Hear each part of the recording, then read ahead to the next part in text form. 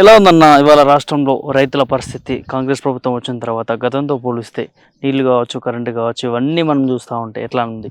అదే మీరు ఇప్పుడు మేము వచ్చిన చూసినాము. ఉమ్, మన కోఆప్షన్ మెంబర్ ఇరుకుల్లా cooption Karimnagar mandal cooption member సర్వరపై పిలిపిన వరకు మేము వచ్చిన మీడియా వస్తుంది ఇట్లా అంటే వచ్చినాం. ఉమ్, చూస్తే అతి ఘోరం పరిస్థితి ఉంది రైతులది. ఉమ్, వాళ్ళకి చూస్తే మాకు గుండె పలిగి నీళ్ళలో కండ్లు వచ్చే పరిస్థితి ఉంది. ఉమ్, ఎందుకంటే మొత్తం పంటలు ఎండిపోయినాయి. ఉమ్, వీళ్ళకి నీళ్ళు వస్తలేవు. రైతు బంధు అన్నారు, రైతు బంధు వస్తలేవు. ఉమ్, కౌలు రైతులకు 15,000 ఇస్తున్నారు, ఉమ్, అది కూడా మోసం చేశారు, ఉమ్, అది కూడా వస్తలేవు. ఉమ్, వ్యవసాయ కూలీలకు 12,000 ఇస్తున్నారు, ఉమ్, అది కూడా వస్తలేవు. ఉమ్, ఫస్ట్ ప్రభుత్వం ఏర్పడిన వెంటనే 2 లక్షలు నమ్మకం. రైతు రుణమాఫీ చేస్తా అన్నారు అవును. ఆ? ఉమ్, కాంగ్రెస్ ప్రభుత్వం, అది కూడా చేయలేదు. రైతులు ఈ పరిస్థితుల్లో ఆత్మహత్యలు చేసుకుంటున్నారు. దాదాపు తెలంగాణ మొత్తం మనం చూస్తే ఒక 150-200 మంది ఇప్పటి వరకు చేసుకున్నారు. చేసుకునే పరిస్థితుల్లో కూడా ఉన్నారు. ఇప్పుడు ఇంకా మేము వాళ్ళకి ధైర్యం చెప్పడానికి తిరుగుతున్నాం. ఎక్కడంటే అక్కడ పిలిస్తే మేము కూడా పోతున్నాం, ఒక పార్టీ పరంగా కానీ ఎట్లా. కానీ ఇప్పుడు వాళ్ళు కళ్ళు తెరుచుకున్నారు. వాళ్ళు దుమ్మెత్తి పోతుర్రు ప్రభుత్వం మీద. కేసీఆర్ ప్రభుత్వం ఉన్నప్పుడు చెరువులు ఇప్పుడు చూడొచ్చు, చెరువు మొత్తం ఎండిపోయింది. అవును. చెరువులు మస్తు నీళ్ళు ఉంటుండే, ఉమ్, వాళ్ళకి చేపలు కానీ సాగు కానీ తాగునీరు ప్రతిదీ అందుతుండే. ఉమ్, కానీ ఇప్పుడు ఏం అందుతలేవు, ఉమ్, పైసలు చేతిలో లేవు. ఉమ్, వాళ్ళు హోలీ పండుగ నాడు కూడా చేసుకోక వాళ్ళు బాధపడుతున్నారు. అది చూస్తే మాకు ఎందుకంటే అన్నదాత కదా వాళ్ళు, మనకు తిండి పెట్టే రైతులు. వీళ్ళ గోస చూస్తే బాగా బాధ అనిపిస్తుంది నాకు. ఎందుకు ప్రభుత్వానికి ఇది అంటే ఇది దీనిపైన స్పందించట్లేదు? అంటే చూస్తూ ఉన్నారు, ఒకవైపు పంట నష్టానికి ఇస్తామని అంటున్నారు, కానీ ఇప్పటివరకు ఇచ్చిన దాఖలు కనిపిస్తున్నాయి ఎక్కడెక్కడన్నా? ఏం లేవు. వాళ్ళు మొత్తం తప్పులు వాగ్దానాలు చేసి ప్రభుత్వం ఏర్పాటు చేసుకున్నారు. ఉమ్, వాళ్ళ దాంట్లోనే రాజకీయాలు చేసుకున్నారు. కానీ మేము డిమాండ్ చేస్తున్నాం, రైతులతోనే రాజకీయాలు చేయొద్దని. రైతులు అందరు కదా, అందరికి అన్నం పెట్టే రైతులే. అవును. ప్రతిపక్షాలు కానీ అధికార పక్షాలు కానీ ఏ నాయకులు అయినా కూడా రైతుల వాళ్ళ పరిస్థితుల మీద రాజకీయం చేయొద్దు. వాళ్ళకు అన్ని సౌతులు కల్పించాలి. వెంటనే ఇప్పుడు చెరువు నిండితేనే వీళ్ళ బతుకులు బాగుపడతాయి. అదొకటి మేము డిమాండ్ చేస్తున్నాం. ఉమ్. ఎట్లయినా చేసి ఆ చెరువు నింపండి, ఆ కెనాల్ నీళ్ళు రాచేటట్లు చేయండి. చేసి గతంలో బీఆర్ఎస్ ప్రభుత్వం ఉన్నప్పుడు కూడా కరువు రాలేదా అని చెప్పి కాంగ్రెస్ పార్టీ చెప్తా ఉంది, దానికి మీరేం చెప్తారండి? రైతులే జవాబు ఇస్తారు కదా. మీరు ఇప్పుడు ఊర్లల్లో కాంగ్రెస్ వాళ్ళు తిరిగే పరిస్థితి లేదు, చప్పుతోనే కొడతా అంటారు. ఎందుకంటే వాళ్ళే ఏమేమో నాయకులు మాట్లాడుతారు, వాళ్ళు వాళ్ళ నాయకులలోనే మధ్యలో కరెక్ట్ లేదు. ఒక మినిస్టర్ ఒక విధంగా అంట, రేవంత్ రెడ్డి గారు ఒక విధంగా మాట్లాడుతారు.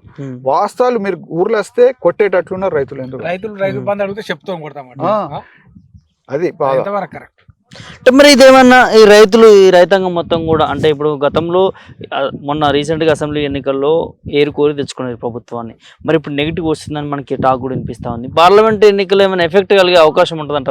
ఖచ్చితంగా పడుతుంది. ఇప్పుడు బండి సంజయ్ గారు మత రాజకీయాలు చేసుకుంటా తిరుగుతారు, కానీ ఊర్లలో వస్తలేరు, ఈ పొలాలు చూస్తలేరు, చెరువులు చూస్తలేరు, వీళ్ళ బాధలు ఏంటో చూస్తలేరు.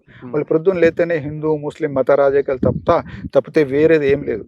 వాళ్ళు ఒక 5 రూపాయలు కూడా మనకు కరీంనగర్కి తీసుకొచ్చిన దాఖలాలు లేవు. ఏంటంటే అదే ఎంపీ ఉన్నప్పుడు ఏ ఎంపీ ఉన్నా తెచ్చిన వస్తేగా మనకు ఫండ్ వస్తుందిగా, ఎంపీ ఫండ్ అదే వస్తే అదే నేను తెచ్చినా అనుకుంటుండు, కానీ ప్రత్యేకంగా ఏం తీసుకురాలే. అదే మా వినోద్ అన్న ఉన్నప్పుడు కరీంనగర్ స్మార్ట్ తీసుకొచ్చారు. ఇప్పుడు ఎంతో అభివృద్ధి అయింది, మంచిగా అందంగా కనబడుతుంది కరీంనగర్. ఈ వినోద్ కుమార్కి బండి సంజయ్కి తేడా ఏంటన్నా? ఒక ఎడ్యుకేటెడ్ పర్సన్. ఇప్పుడు మనం ఎడ్యుకేటెడ్ అన్ఎడ్యుకేటెడ్కి బాగా తేడా ఉంటుంది.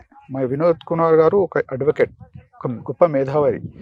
మొత్తం తెలంగాణ సమస్యల మీద, కరీంనగర్ సమస్యల మంచి అవగాహన ఉన్నది ఆయనకు. తెలంగాణ ఉద్యమంలో కూడా దాదాపు ఒక 38 జాతీయ పార్టీలను ఏకం చేశారు తెలంగాణ కోసం, ఢిల్లీలో తిరిగి. ఆయనకు బాగా మేధావి, ప్రతి సమస్య మీద ఆయనకు అవగాహన. ఈయన దాదాపు ఇంటర్ ఫెయిల్ కావచ్చు, నాకైతే తెలియదు, కానీ ఆయన పెద్ద మనిషి బండి సంజయ్, మన పున్నం ప్రభాకర్ గారు చెప్పిండ్రు ఇంటర్ ఫెయిల్ బండి సంజయ్ అని. అసలు అనేది వాళ్ళకు సబ్జెక్ట్ మీద అవగాహన లేదు, ఒకటే పట్టుకున్నారు, మతం. అందరూ మనుషులే కదా. ఆ మతాల చిచ్చి పెట్టి మనం రాజకీయంగా ఎదుగుదామని అంటే తప్పది, ఎప్పుడు శాశ్వతం కాదు. దేవుని పేరు మీద ఓట్లు అడగడం, దేవుని పేరు మీద బిచ్చగాళ్ళు కూడా పైసలు అడుగుతారు. అది నువ్వు పని చేయాలి. ఒక రాజకీయ నాయకుడు అన్నప్పుడు ఒక సమాజానికి మంచి చేయాలి, కృషి చేయాలి, సమాజం మంచి చేయాలి, బాధ్యత అది. రాజకీయ నాయకుడు కనీసమైన బాధ్యత అది. ఒక సమాజంకి ఏమున్నది సమస్యలు తీర్చాలి.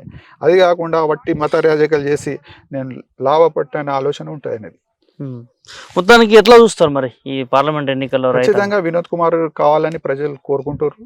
మన ఊర్లలో కానీ కరీంనగర్ నుండి ఈ పార్లమెంట్ కాన్స్టిట్యూన్సీ లా, ఎందుకంటే మన తెలంగాణలో కూడా బాగా వస్తాయి ఎంపీ సీట్స్. ఎందుకంటే ఇప్పుడే వ్యతిరేకం వచ్చేసింది కాంగ్రెస్ కి.